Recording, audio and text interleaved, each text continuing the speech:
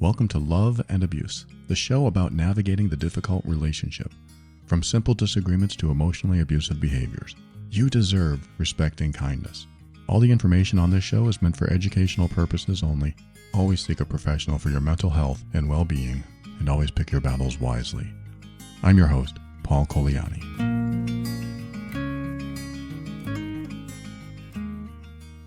Welcome to February 2026's episode of Love and Abuse. There'll probably be a couple more episodes in this month, but I just wanted to mark the date.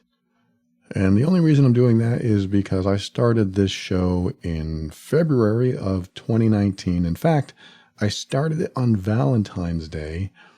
I didn't even realize I was doing it, but then after I recorded that episode and published it on Valentine's Day, I thought, wow, that's appropriate, because this show is all about relationships, and Valentine's Day probably triggers some people, probably makes some people feel uncomfortable, probably gives hope to some people, like maybe this will be nice, maybe we can celebrate instead of argue, or I feel like I'm being blamed or made to feel guilty for doing something I didn't do. And maybe we can get along and have a great day. I hope that's what happens for you. But if you're listening, it's probably not what you normally experience, but that's what I'm here to continue helping you do, to figure out how to deal with these challenging situations and people and all the complexities of relationships in general.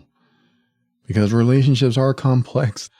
Some people have experienced a lot of bad stuff in their life, and some people have learned to treat others badly through role modeling, through coping mechanisms, and they bring these experiences from their childhood, from their youth, from their upbringing into their adult relationships, and then we all hope everything goes great. You hope that the person you meet will be accepting and lovable and supportive instead of unable to accept you as you are, unable to support you and what makes you happy and the decisions that you make for yourself. If they can accept you where you are and who you are, then you're off to a good start. If that changes in the relation, like I've seen this many times, and maybe you've experienced this, you meet someone, let's just say a romantic relationship, a potential romantic relationship, and then you start to get to know each other, and then things go great, and then you're intimate, and then things are still going great, and then there's that one incident that you remember that made you feel a little off, a little weird, a little confused, and instead of bringing up and talking about it and saying, hey, you know, what just happened, let's talk about this, maybe you stuffed it down, maybe you just dismissed it. Maybe you just thought it was a fluke, and maybe you could just move on from there and it won't happen again and things will be fine. And so you don't really bring it up. You don't, talk about it again. You don't have a deeper conversation on what just happened. And then something else happens. And then you're wondering, maybe it's my fault. Maybe I did this. Maybe I'm acting in a way that isn't healthy for the relationship, or maybe I just came across wrong. Maybe they interpreted it wrong, but I don't blame them for that. It's just, the way I'm communicating. So I'll work on that. And then you work on it, and then more and more starts to happen, and you realize things aren't going as great as they started. And you also may not realize what's really happening is that the 100% or close to it acceptance that you received at the beginning is dwindling away. 99%, 98%, 90%, 80%. It's going down. The acceptance, the person accepting you for who you are, for what you do, the decisions that you make, all of that is dwindling in a relationship that is experiencing these complexities that I'm talking about. The emotionally abusive behaviors start appearing because they can't accept you as you are, so you want to try to accommodate. Maybe that's you. Maybe you've done this. Try to be more accommodating. Try to be more supportive of their interpretations, of their perceptions. So you try to make little changes to yourself or the way you show up because everything else has been so great up to this point. Or maybe it hasn't been that great, and that's why you're changing so much to accommodate, to meet them where they want you to be, instead of feeling and being accepted for where you are. In a healthy, loving, supportive relationship, what you get is full acceptance of who you are and where you are. And no one wants to change you because that's how you showed up. That's who you are. And even if you've changed, they become accepting and accommodating to the new you. How can I say that? What if you are doing something that they hate? What if you are doing something that triggers them? What if you are being hurtful to them and you don't even realize you're doing it? Or maybe they're just interpreting it as being hurtful or whatever. If they suddenly see behaviors or you doing things that they don't like or they hate, it still comes back to them accepting you or not. They may not accept this new version of you if you've changed in the relationship. If that's the case, it's still on them to choose to accept you or not. And this works both ways. It's up to you to accept a person in your life as they are or as they've become or not. That is the simple but very difficult decision sometimes that we have to make in a relationship. Every day I choose to accept my wife as she is, who she is, even when she does things that might annoy me. Fortunately, it's not often, but if she does, I would probably say something. Hey, when you leave the fridge open at 3 a.m., she doesn't really do that. But if that were to happen, I would say, hey, that's really annoying. Not only that, it's spoiling our food. That's just a minor example, but it would be something that we have a conversation about. It's not that I'm not accepting her or what she does or her decisions. It's that I'm trying to come to an agreement. I'm trying to find a balance. That's what a healthy relationship is, trying to find a balance with each other. Now, if she said, I don't care, I'm going to leave the fridge open because I live here too, and I pay for half the payments too in the house, and I pay for the food, or at least, I contribute to the food payments. We share in this, and so the fridge and the food are part mine. If, again, this is just an example and probably a silly one, but I'm using it. And she says that, and I can now choose to accept that that's how it's going to be. I mean, of course, I would say, come on, you're spoiling our food. You're wasting electricity. You're wasting food. This is not normal. We're not supposed to leave the fridge open. This is what it's for. That's why it has a sealed door. And we'd have that conversation. But what if it went nowhere? What if she said, well, I don't care. I consider myself 50% owner of that fridge, 50% owner of that food, and I'm going to leave the door open. This is my choice now. This is when it comes back to me. I could choose to try and control her and say, well, I'm not going to let you do it. And if you do, I'm going to tell your son, my stepson, that you're a bad mother. I could do that. That's controlling. That's manipulative and emotionally abusive. Or I could say, she's not going to change. She's very steadfast in this. She's not going to make any changes in her behaviors. And she doesn't want to find balance in the relationship with me. She doesn't want to have a conversation about it, or at least a productive one where we can find some place to meet in the middle. She is steadfast. She is standing her ground. So if I can't change her mind from a normal relationship conversation to find some balance or middle ground, it comes back to me. I have to choose to accept her as she is and what is happening, even though I can't accept that in my head. I can't agree that this is the best thing to do with our food and our electricity, I can't accept that. That's going to affect me in many ways every single day.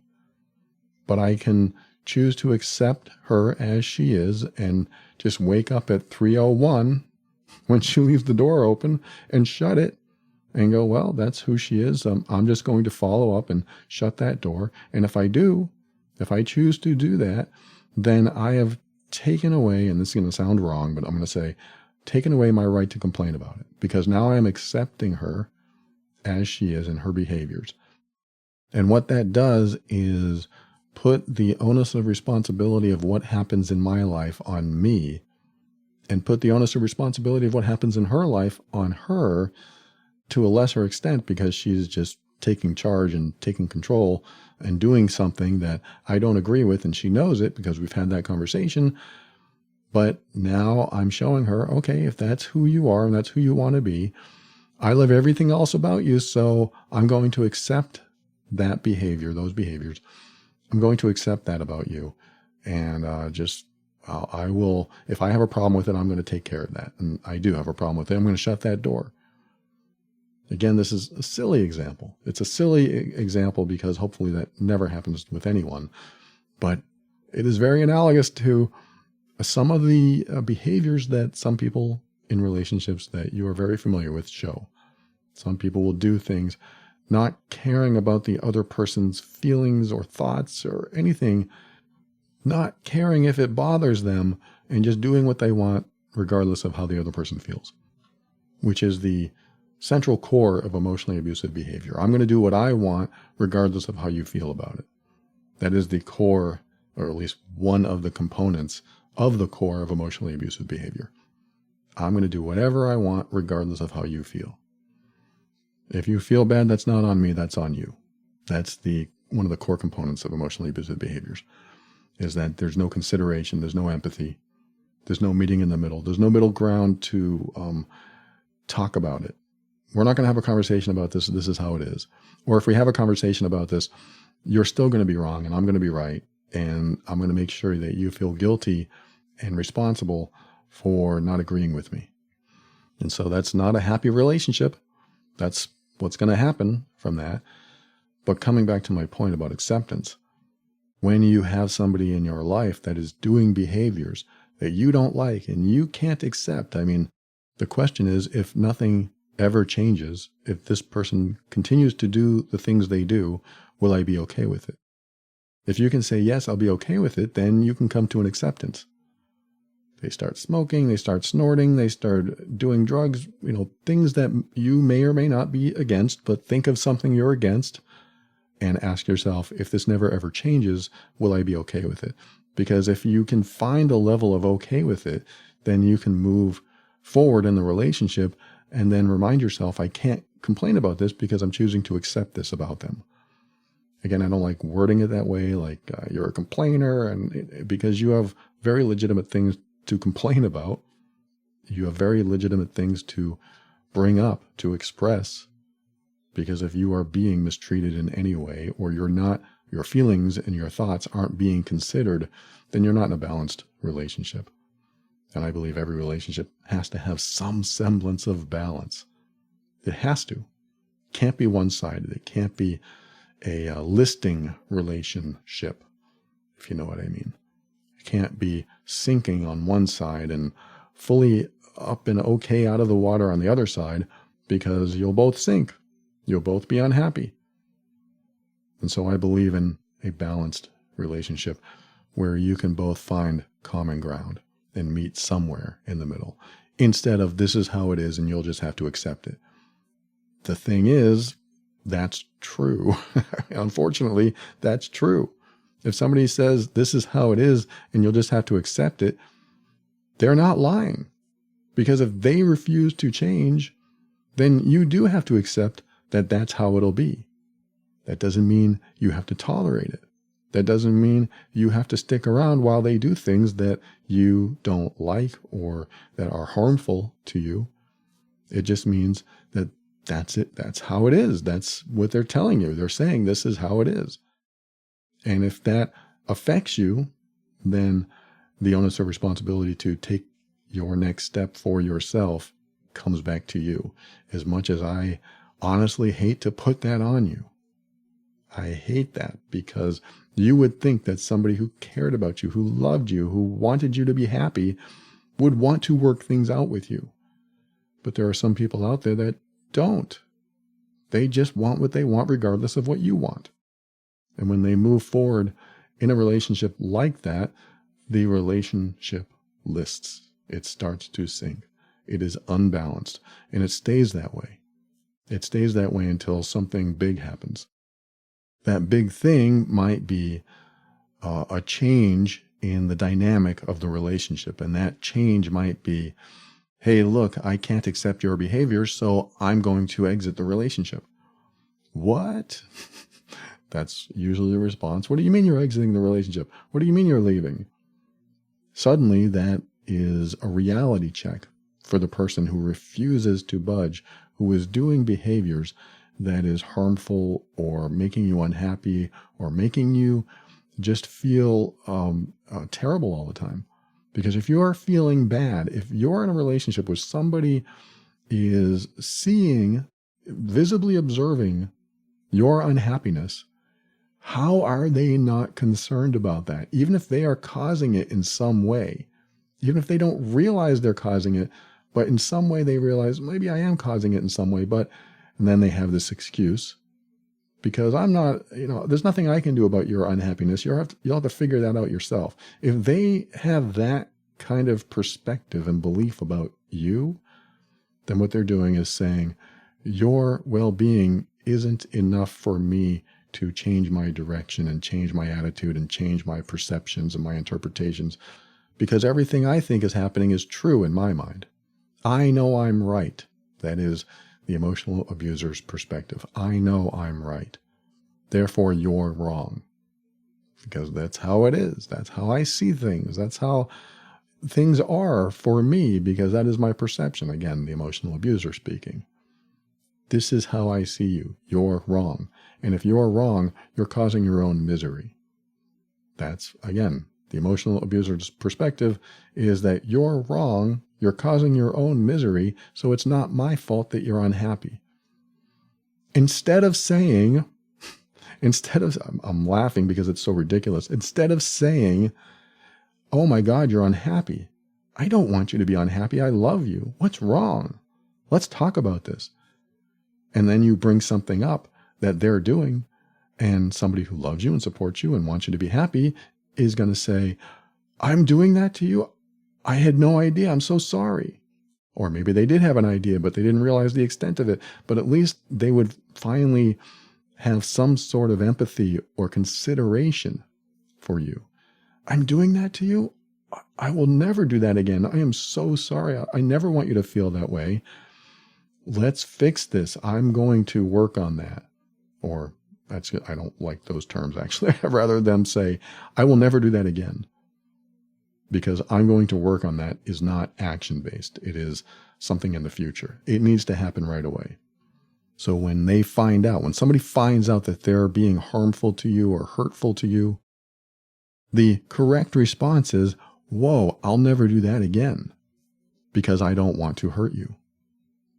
Now, of course, there are exceptions, very few, but somebody could essentially say that the other person's harming them, but in reality, it's because something else is going on, like the emotionally abusive person playing the victim. When you do that, it hurts me. So now you think, oh, if I'm hurting them, I don't want to continue doing that. I mean, this is the victim's plight right here. I don't want to continue hurting you, so I'll change. I'll adapt. I'll try to find the balance so that I'm not that way anymore, even though what you're doing is perfectly fine and not intentionally hurtful. It's just that some people like to play the victim. Usually the real victims of emotionally abusive relationships are the ones who change. And the perpetrators in emotionally abusive relationships are the ones who expect the other person to change and want the other person to change and try to control the other person or manipulate the other person or influence the other person so that they change. It's usually not the other way around. Yes, the victim of abusive behavior wants the abuser to stop doing what they're doing. Yes, they want them to change, but the victim isn't actively trying to make that person change and mold them into who they want them to be. They just want the abuser, the perpetrator, to recognize the behaviors that they're doing and stop. That's what 99% of the victims of abusive behavior want. I'm going to leave a little room for exceptions here, but 99% of abuse victims want the other person to just stop. Stop doing that. Stop saying those things. Stop making me feel bad. Stop embarrassing me. Stop making me feel small. Just stop. And then when you stop, we can get back to normal. And I said 1%, just in case there are exceptions, but it's very close to 100%. I can't think of any exceptions as I'm talking now, but maybe when I stop recording, I'll remember what I wanted to say there. But almost everyone that's in an abusive relationship, that is the victim of hurtful, harmful, and coercive and controlling behavior, just wants the other person to stop.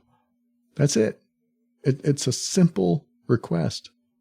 Please stop making me feel this way. Please stop doing these things to cause this strife and tension. And can't you see that I'm unhappy? Can't you see that it hurts me when you do that? And once the abusive person gets out of their own head and starts to feel a little bit of empathy, maybe things can change. And I'm using the term abuser very loosely and the term victim very loosely because I hate using labels, but sometimes we have to because we have to talk about this stuff. And so coming back to acceptance it's when you know somebody is as they are and doesn't seem to be changing because you've watched the behavior for days, weeks, months, and years. And when you know the trend, you know which direction they're going, they're going to continue in that direction. That is something you just have to develop a 100% belief system for. You have to believe 100% that the direction that things have been going will be the direction that they keep going. If that's pessimistic, if that's disheartening, if that is devastating, I'm very sorry. I mean that. But that has to be a belief in order for you to make the right decisions for you, for both of you, or anyone in the relationship.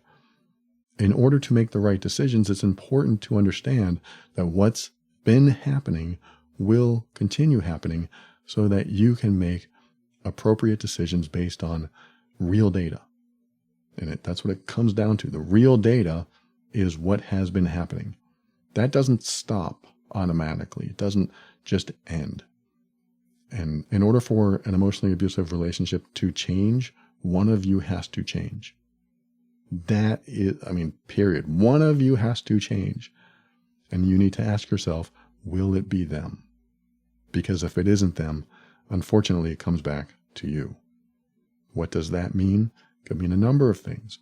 It could mean that you give an ultimatum. If you don't stop doing this, I'm going to sleep in the other room. I'm going to sleep at my sister's. I'm going to do this. I'm going to do that. It could mean just leaving. It could mean saying the hard stuff to the person. And I'm not talking about saying the hard stuff to an aggressive or violent person. Some people write to me and say, your information is dangerous because they could be violent. If you're in a violent relationship, you have a different set of variables that you are contending with, and you need to plan your escape, plan your exit. It's an exit plan so that you are safe. Build your support system. This is not the episode where I talk about that, but that is a different set of variables. And it's usually a much more dangerous situation that you need to plan accordingly. And there are helplines out there that you can talk to about planning and all kinds of resources. But I'm not here to talk about that today. I don't mean to leave anybody hanging if they're looking for that, but definitely look for those resources so you can plan your exit wisely. Because that's what this show is all about, and this is what being in a complex, difficult, and especially abusive relationships all about, is to pick your battles wisely, because some can't be won, and some can be lost greatly. There is loss involved in making decisions that are right for you, because they won't feel right to others, even though they are usually right for everyone. And that's important to remember as you make decisions based on the data that you have. So if your decision is based on, I know they haven't changed in the last 5, 10, 20 years, which means they won't change in the next 5, 10, 20 years, that's my data. I'm going to believe it because it has happened. I have proof, I have references, and going forward, that's how it is. I'm going to accept that's who they are 100%. And it is a loving thing to do, to accept somebody as they are, because you're not trying to change them. You're just accepting that's who they are. And if somebody can't accept who you are and they want to change you, that is emotionally abusive. They want to control who you become so that they'll be happier that you are exactly the person they molded you into. That is not going to make them happier. It's just going to satisfy them in the short term, because you'll never be able to satisfy somebody who can't be satisfied with who you are already. Because where did they go from day one? Day one, they loved you. They were like smitten and accepting you 100%. They supported your dreams and your aspirations. They supported everything. And then they slowly disappeared. So that was the person they showed up as, but it isn't the person they became, because that is who they always were. And when you find out who they were after that period of time, you just have to remind yourself that the person they showed up as isn't the person they are anymore. And I accepted who they were on day one, which was wonderful. I hope they stay that way forever. But they changed on day 100, day 200, the next year, whatever. And when they changed, I now accept them for who they've become. And that's hard to do for a lot of people. It's hard to accept the person they've become when they've gotten worse in many ways or all ways. If they've become somebody that you don't like, then it's hard to love the person you don't like. And so seeing them as this new person that is harmful to you, you're unhappy all the time. And maybe you don't even realize how harmful they're being, because it just seems like it's your fault because that's how they make it out to be. But if you feel it, if you feel uncomfortable, if you're visibly upset or sad or down, and they're not taking responsibility for at least half your happiness, meaning I want to contribute to your happiness. I can't make you 100% happy, but I can do my part. If they're not doing their part, and that doesn't mean, hey, I bought you something, I'm still going to be emotionally abusive, but here's a gift. That's not what I mean. I'm talking about accepting you as you are without trying to change you. And when they see you're upset or sad or worried, they're going to have empathy and want to help you through it and want to see you in a better space, in a better place with higher positive emotions. They want to see you that way. And then when they find out that they're the cause of your upset and the doom or the gloom or the misery that you feel, the unhappiness in general, they should want to change something about themselves because they don't want to be the cause of that. They want you to feel good because they feel good seeing you feel good. That's how it should be. What I was going to talk about in this episode, and maybe I can fit it in, I received a message from a person who said, I've been listening to your podcast and finding it very helpful and challenging. I've been married for over 20 years, and my husband has struggled with porn addiction, and I recognize what he's doing now is emotionally abusive behaviors. We've seen counselors. There's been no real change. A few years ago, I told him that I was done and I wanted out. He simply ignored what I said. I ended up having an affair as a desperate attempt to be heard. I know it was reckless and wrong. We started seeing another counselor, and she identified him as having traits consistent with borderline personality and other cluster B characteristics. We went through extensive affair recovery work. He recently discovered that I was listening to your podcast. His response was textbook Darvo. If you're not familiar with Darvo, it's basically a deflection. Somebody deflects, and then they put the blame on you. And it stands for denying the harmful behavior ever happened, attacking the person who confronted them, their credibility, their character, or even their support system, reversing the roles of victim and offender. So Darvo, deny, attack, and then reverse victim and offender so that they become the victim. So what she's saying here is that he heard me listening to your show, and so he became defensive, and then he attacked me and said that he was the victim. So he switched those roles. And I can only imagine how that conversation went. Oh, you think I'm abusive? I'm not abusive. You're the one doing this to me. You're the one, blah, blah, blah. You're the one who had the affair. I'm sure that's probably how it went, unfortunately. But it's interesting when just a little sidetrack here, when the partners of the people who listen to this show find out that their partner is listening to this show, they don't realize how much help I'm trying to give them and the relationship. They don't realize it. They don't listen to the show and find out what it's about. They just say, oh, you're listening to that show. They're going to tell you to leave me. They're going to tell you that abusers are always abusers and that I'm a narcissist, and they're going to play the victim instead of understanding that my show is here to help both of you. If you can heal the relationship, that's what I want. I want that for you. If it's too abusive to stay, I don't want that for you. But there's a lot of people who do emotionally abusive behavior that either don't know they're doing it, or they do, but don't realize how much damage they're doing, or they realize how much damage they're doing, but they think that they're supposed to behave this way because of their upbringing and such. And I'm just trying to enlighten everyone who listens to this show so that they can have a better relationship or leave the relationship if that's what needs to happen. But that is always your choice.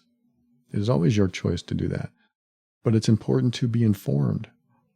And so I understand that there are some people who get really afraid when they find out that their partner or whoever is listening to a show like this, but they don't understand that the reason they're listening to a show like this is because they don't know how to talk and communicate with the person that is being harmful.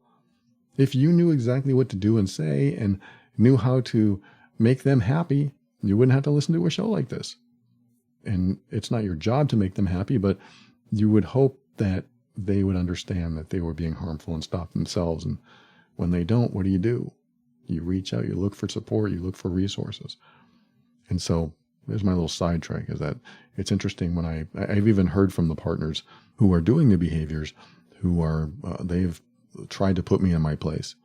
You are convincing my wife to leave me, or my husband, or whatever. And I ask them, when did I do this? What do I say to convince them to leave? Have you not listened to every single episode that I've created? I want you to work things out if possible. I'm giving you tools to work things out if possible. And if they don't work out, that's just how it is. Sometimes we meet people and we just don't work out with one another. Even if we've had kids, even if we've had commitments, even if we bought a house together and we've made a life together, sometimes it's not meant to be forever. No matter how much emotional energy you've invested into someone, into the life that you have together, sometimes it's not meant to be forever. And I don't mean to put that out there to depress anyone. I put that out there so that you are empowered to make decisions that are right for you. Because if you realize that no matter how much emotional energy you put into a person or a relationship, if that relationship doesn't improve, if you realize maybe they're not the right person for me at this time because things have changed, things have evolved, they've changed, I've changed, then I believe it's okay to say, well, we've tried, we gave it a shot, now maybe it's time to move on. And here's the thing, sometimes when you choose to move on, that's when the light bulb comes on for the other person. That's when they say, oh wait, this is real, this is, you're serious, you want to move on? Okay, now I'll look at my behavior. And yeah, of course, why didn't you do that before? That is the big question. I've talked about that on other episodes too, but let me come back to this person's message. So she goes on to say, and just recently he broke into my phone and read text between me and my two friends after an evening where he and I had what seemed like a good connecting conversation. But he lied to me and said my phone was open and that he happened to see my text. And she goes on to say what her and her friends were talking about. But just to say a long story short here is he asked me to promise not to listen to the podcast or text my friends about him anymore. All right. I want to thank that person for writing. I'm so sorry you're going through that. And the one thing that I want to address in this message, I mean, there are many things to address, but the one thing that really stands out is that you've gone through all this challenge in your relationship. You've had all these challenges and you've been emotionally abused, and now he broke into your phone and he's trying to monitor you and trying to figure out what you're talking about, which is very insecure behavior. And insecurity is one of the other core components of emotionally abusive behavior. And when someone's insecure, they're going to want you to do things and they're going to want to control you and try to change you so that they don't have to face their insecurities. Because if he truly didn't trust you, then he needs to accept that you are untrustworthy and he needs to make a decision based on that instead of trying to control you. I have a feeling that you're probably a very trustworthy person and you've learned your lesson and you've done the work, you've gone to therapy, and he is choosing not to trust you, but that's on him. If he doesn't trust you, that's on him. So that's one of the things I want to say about this. So he needs to make that decision for himself instead of trying to change you, because what you're saying that he is asking you to do, stop listening to the podcast and stop texting your best friends about him, is the exact same behaviors that he did before. Because what he's saying is, just do what I want you to do and we'll both be happy. That is the same controlling behavior as before. It's what he's been doing the entire time. So nothing has changed at all. Because if somebody is trying to control your listening habits and control what you say to friends, the key word is control. And your question, your very final question is, what do I do? I would ask you to accept that that's who he is. He is somebody who doesn't trust you, who wants you to listen to what he wants you to listen to, who wants you to talk about things that he wants you to talk about with your friends and family and whoever. That is who he is now. And accepting that that's who he is and that's what he wants you to do, and your life will be miserable if you don't do that, is the data you need to make your next best decision for yourself. Because I can't tell you what you should do. I can give you options. Sure, you can leave the relationship. Sure, you can bring up a conversation and say, I'm not going to do that. Stop listening to the podcast or stop texting my friends. I prefer the latter. I prefer you say, no, I'm not going to do that. And yes, I'm going to listen to that podcast because it's helping me. It's helping me understand your behaviors. It's helping me understand our relationship, our dynamics, everything. And maybe you should listen to it too. But if it's not feasible, if it's going to cause more problems in your relationship, then the next best thing is the next best thing that you believe you should do for yourself. What does that mean? How does that help you? What helps is knowing that things will never ever change, because they haven't. What helps is knowing that he doesn't trust you. And if you can't be in a relationship where trust isn't a priority between both people, then the relationship usually doesn't work. If there's not trust on both sides, 100% or as close as possible to 100%, then the relationship usually has many problems. And it usually doesn't survive because you can't trust the other person. So there's always that fear and insecurity. And insecurities lead to emotionally abusive behaviors. Not always. You can be insecure about something and not try to control or coerce or manipulate another person. But when that happens, when insecurity leads to control and coercion and manipulation, that is emotionally abusive behavior. And so now you're in a relationship with somebody who is insecure, doesn't trust you, and no matter what you did in your past, doesn't matter when you are starting fresh together. If you want to heal and he wants to heal and you want to move forward together, the part where he breaks into your phone and tells you what to do or what not to do can't be part of your new future together. It cannot be. It cannot be a part of your relationship. It cannot be. I say that with conviction because if you want a new, healthy relationship with this person, then this old behavior cannot exist in the new start. And that is all I can tell you to do, is just know that if this doesn't change, it won't. And every emotionally abusive relationship or relationship that has all these trust issues, if that doesn't change, if the one person who can't trust cannot get themselves to that point where they can trust, then nothing will change. It will stay that way. And so that could be the conversation you have with him. You could say, look, if we're going to move forward with this, you have to trust me. And if he chooses not to, that's his choice. He can say, well, I need to learn to trust you. And if that's the case, that's fine too. But him saying that he needs to control you from this point on is not the way a new relationship or a new start to the relationship should happen. Now, this doesn't mean that trust shouldn't build. It should build. After an affair, trust takes time to build. I don't know how long it has been since the affair, and the trust still isn't there, then it probably won't be. And he needs to deal with his insecurities about that, and you don't have to be around while he deals with that.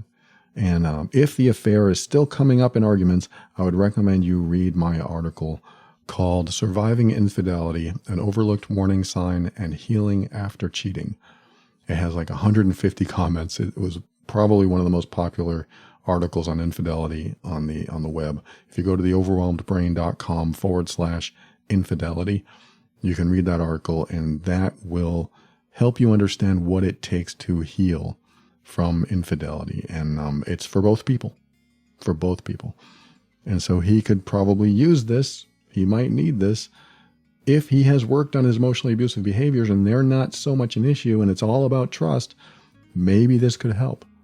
But if he hasn't worked on those behaviors and they're still in there, then even if he trusts, he could still be the person that is controlling and manipulative and all that. And we don't want that. So I want to thank the person who wrote, I wish you the best. Stay strong. I know that's a tough situation, and I hope you're able to get through it, and I hope this helps. Thanks again for listening to another episode of Love and Abuse. Share this with others who might benefit.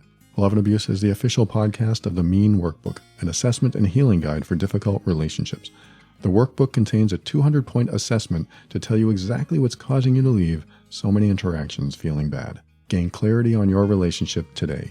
Visit loveandabuse.com for more information.